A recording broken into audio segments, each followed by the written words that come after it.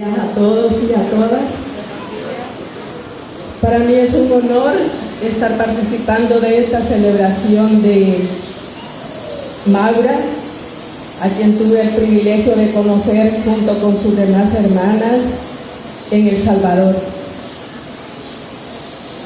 Y bueno, como es un testimonio de la vida de ella y de sus compañeras, para mí fue muy impresionante ver que en tan corto tiempo ellas entraron en el sufrimiento del pueblo, acompañando, consolando y defendiéndolos de que fueran a ser masacrados también. Y es así como ellas, tanto Maura como sus demás compañeras, iban a los lugares de mayor sufrimiento, especialmente Chalatenango. El Salvador es pequeño y todos sufríamos las mismas consecuencias, pero Chalatenango era como especialmente más sufrido, tanto por la pobreza en la que se había vivido esa zona, como por lo que estaba enfrentando en ese momento de masacre, de persecución. Y es así como ellas se introducen. Y ellas iban y venían a los refugios, trayendo a los campesinos para que salvaran sus vidas, niños, ancianos, mujeres. Y eran unas personas que irradiaban mucha paz, mucha esperanza, mucha alegría dentro de aquel sufrimiento, que era lo que necesitaba el pueblo salvadoreño, personas como ellas, que se entregaban con esperanza, con alegría, con amor, como ya decía el Padre José. Ellas vivían el amor, lo vivían de una manera tan profunda, tan llena de fe, tan llena de esperanza. Para mí no es fácil recordar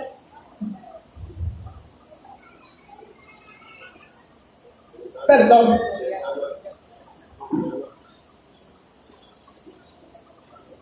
Ya está bien, gracias, Pablo.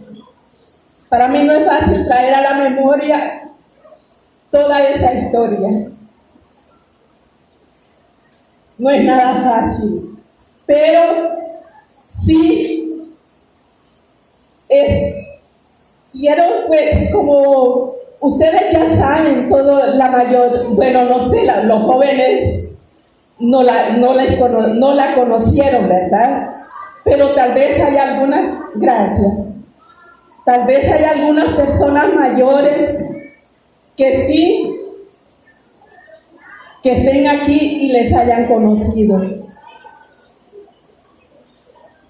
Y es un privilegio haber conocido personas que no dudaron en entregar sus vidas por amor a Dios, concretándolo en la humanidad sufriente. Y ustedes, no he venido de El Salvador para dar un testimonio así directo. También tengo el honor de haber estado en los momentos de sufrimiento aquí en Nicaragua, en los años 80. Y es por eso, pues, que nos conocemos con el Padre José. He acompañado sobre todo campesinos, jóvenes en la calle, en Managua. Entonces, tengo también una historia con el pueblo nicaragüense. Pero lo que quiero recalcar es ese amor de Maura y sus hermanas hacia nuestros pueblos. esa entrega, que es un testimonio para las nuevas generaciones. No basta, pues, como dice uno, un canto, no basta rezar. Hacen falta muchas cosas para conseguir la paz. Y eso es lo que Maura y sus hermanas quisieron lograr, tanto en mi país como Maura en Nicaragua y El Salvador. Y para el mundo, ¿verdad? Porque no importa el rincón a donde estemos, si allí nos entregamos con amor, con esperanza, eso va germinando, eso es lo que germina y lo que puede ir sanando también nuestras heridas como pueblos. Como pueblos centroamericanos tenemos muchas heridas que ir cicatrizando. Pero cuando recordamos personas como Maura, sus hermanas y tantos otros, ¿verdad? Eso nos llena de esperanza, nos llena de paz. Y yo solo quiero, pues, en este momento agradecerle a Dios el haber conocido a Maura, a sus hermanas, bueno, y a tantos otros que han entregado sus vidas en nuestros países para un mundo mejor, para un mundo más lleno de Dios. Así que les invito a las nuevas generaciones a hacer la diferencia en la historia nicaragüense, en la historia centroamericana. Que también el día de mañana también se pueda decir las generaciones del 2020, del 2022, valieron la pena. Nos dejaron un camino abierto hacia la paz, hacia la alegría. Entonces, muchas gracias, al Padre José por haberme invitado, gracias a ustedes por escucharme, ha sido un honor.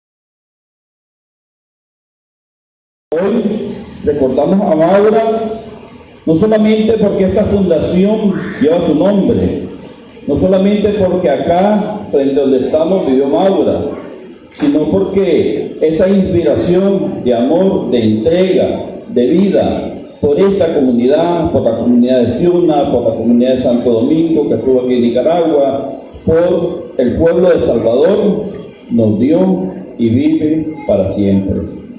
Recordar a Maura es hoy en día recordar las luchas del pueblo del Open 3 en aquel entonces, hace más de 50 años en esta comunidad, donde se recorría las calles y se pedía que 10 sí, 20 no, porque no teníamos agua, porque no teníamos luz, porque necesitábamos tener escuela, y Maura enseñó a leer y a escribir.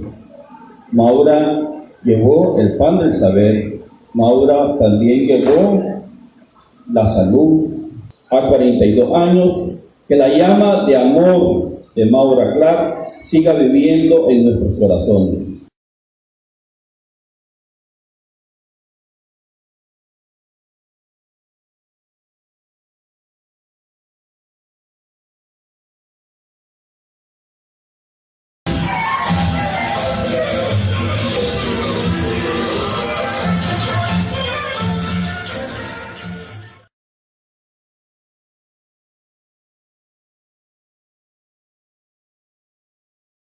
Carmencita, yo quería preguntarte, porque en tu charla en Ciudad Sandino, ahí en el centro Maura Clark,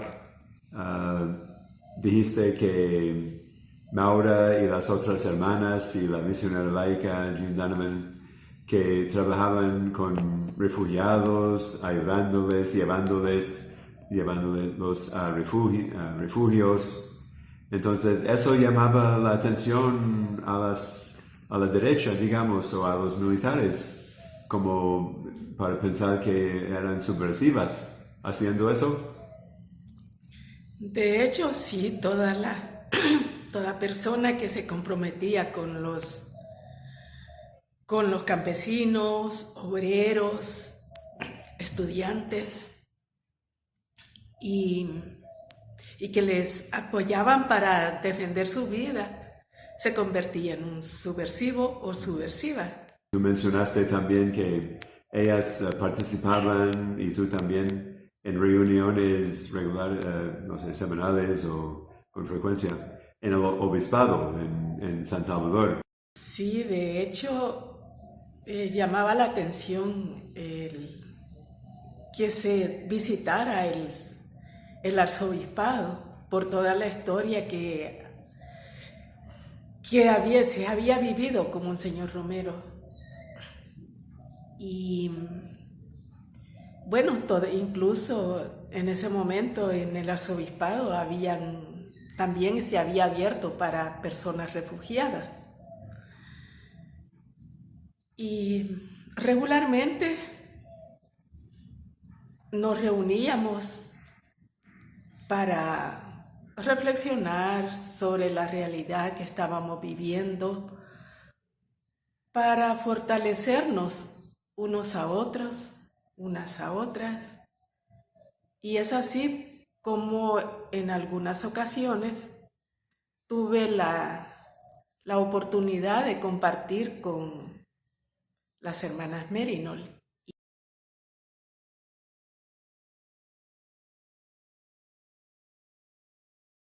Hacíamos pues esas pequeñas reuniones para confortarnos, para reflexionar sobre nuestro caminar. Es lo que puedo decir de estas reuniones, pero bueno, claro, uno no se daba cuenta si uno estaba siendo vigilado, pero de hecho, seguramente que sí. Como también, seguramente cuando ellas iban y venían de los lugares donde la gente estaba sufriendo y la traían a los refugios, pues seguramente que también eran vigiladas y no era desapercibido su compromiso, ¿verdad? Que tomaron a solo llegar al país. Ellas asumieron el sufrimiento del pueblo, asumieron la espiritualidad de Monseñor Romero. Y seguramente todo eso llamó la atención porque aparte de eso, pues eran norteamericanas que de hecho estaban como con una rebeldía también a lo que el gobierno de Estados Unidos estaba apoyando en ese momento al gobierno de El Salvador, apoyándole con armas y con todo lo que podían, ¿verdad? En dinero y financiando pues la guerra que había. Entonces era como un oponerse también a su gobierno. En ese tiempo ya era la guerra abierta y no había así manifestación. Ya tenían al pueblo bien fichado quienes pertenecían a las comunidades eclesiales de base, al Frente Farabundo Martí, al bloque, que era un organismo no guerrillero, pero sí abiertamente opuesto a las políticas de gobierno. Era un momento bien crucial, donde los escuadrones de la muerte estaban en su apogeo. Incluso llegaban a las casas de los campesinos, no sé si en las ciudades, pero en las casas de los pueblos pequeños o cantones o pueblos, llegaban, dejaban una hoja, la introducían por la puerta y y las personas la podían encontrar al amanecer y decía, haga patria, mate un cura, por ejemplo. Y si era personas sencillas del pueblo, se podía encontrar que también eran los escuadrones de la muerte quienes dejaban esos avisos con una calavera y decía pase al otro lado, que era seguramente se iba a masacrar a una persona o a la familia completa. Entonces eran esos momentos muy, muy, muy difíciles. No era nada fácil. Ellas seguramente sabían que estaban corriendo riesgos muy serios, muy profundos, riesgos, reales riesgos. Sí, toda persona que se comprometía con el pueblo sufriente, pues, sabía que estaba corriendo mucho riesgo. Y si era de iglesia, pues, aumentaba un poquito más, sí se puede decir, ¿verdad? Porque estaban muriendo catequistas, celebradores de la palabra, no solo guerrilleros en ese momento. Entonces, sino toda persona comprometida de alguna manera, todo el que pertenecía no digo que todos los que pertenecían a la iglesia, porque habían los que no corrían riesgos aunque pertenecieran a la iglesia católica. Pero, como vuelvo a repetir, en ese momento, delegados de la palabra, catequistas, sacerdotes,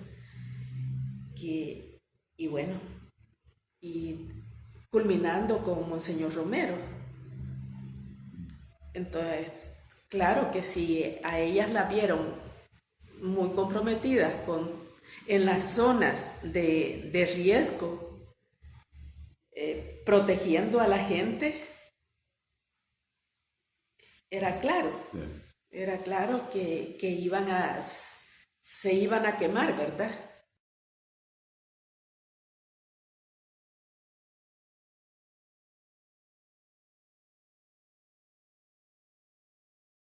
Donde yo les conocí fue en el refugio de Ilopango.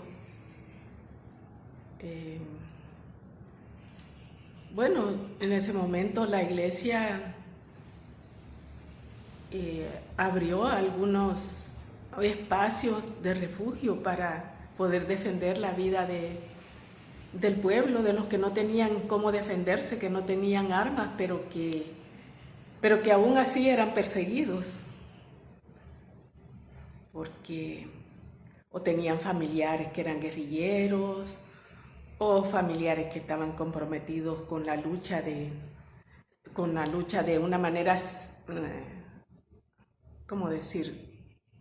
No violenta, pero que estaban comprometidos con la liberación, pues, del pueblo.